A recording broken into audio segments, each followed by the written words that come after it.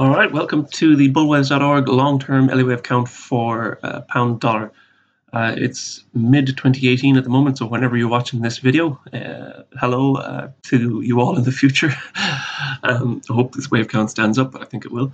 All right, we're looking at the pound dollar on a weekly chart of the recent all-time high in 2007, which came in at, I think it was 210.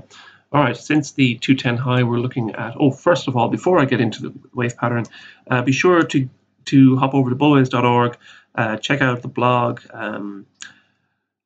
get your email on the email list, and we will update you every week with updated free Elliott wave counts.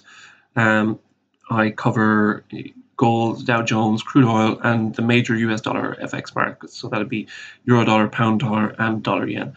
So stick your email on the email list and make sure that you stay in contact. All right, let's get into the long-term count. So this is got to do an alteration on the fly there. Okay, so we're looking at a three-wave count off the high. This is a three-wave corrective pattern to the downside. We're looking at an A, B, and C in large black labels there. The all-time high in 2007, that moved, the initial move down seems to be in 5 waves. Off that low in 2009, we had probably a double combination wave higher in wave B. Some people have shown that as an internal contracting triangle. But I don't think that stands up. But suffice to say that I think it's a corrective move to the upside in a B wave, whatever your whatever count takes your fancy for the internal pattern there. So we have a B wave complete at the 2014 high, and that 2014 high came in at about 170-160, and since the B wave high, we've been moving in a pretty impulsive pattern to the downside. Now the internal pattern here is shown as completed 1, 2, 3, and possibly wave 4, and we're moving into a 5th wave lower. You could also count this as wave 1 and 2 complete, so that could be 1, 2, and we're moving into a 3rd wave lower. That depends on the internal count for the initial move down. I'm not against that. That is also quite a reasonable way to view the action of that 2014 high. Okay, so that's the weekly chart. 3-wave move to the downside. Wave C is projected at the lower trend line there to come in at about 70 cents. So you're talking about well below parity.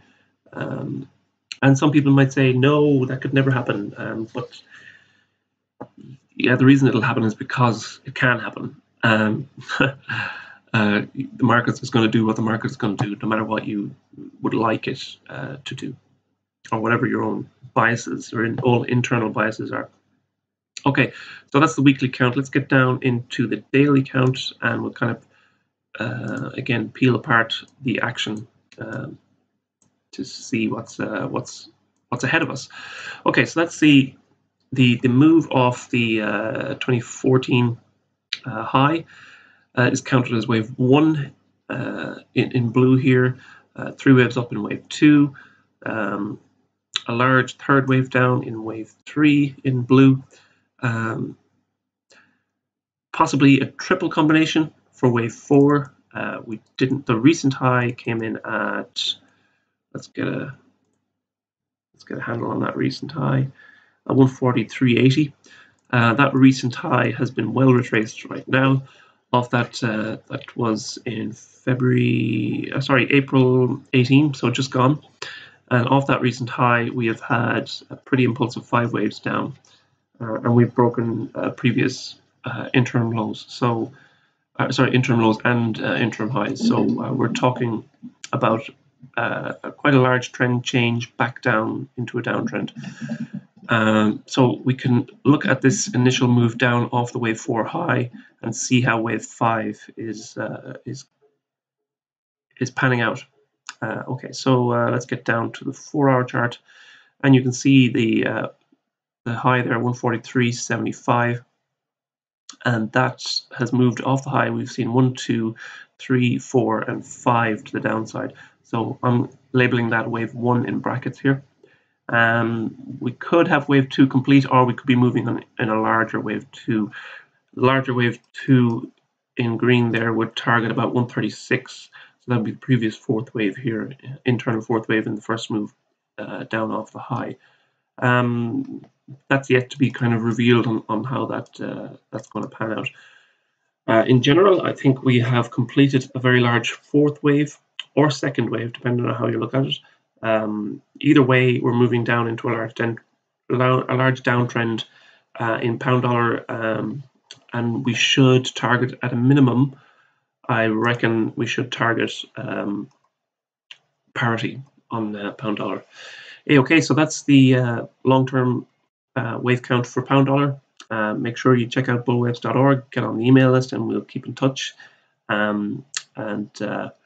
Thanks so much for watching. Be sure to check out the other long-term counts that I have put up on the YouTube channel also. Alrighty, bye-bye.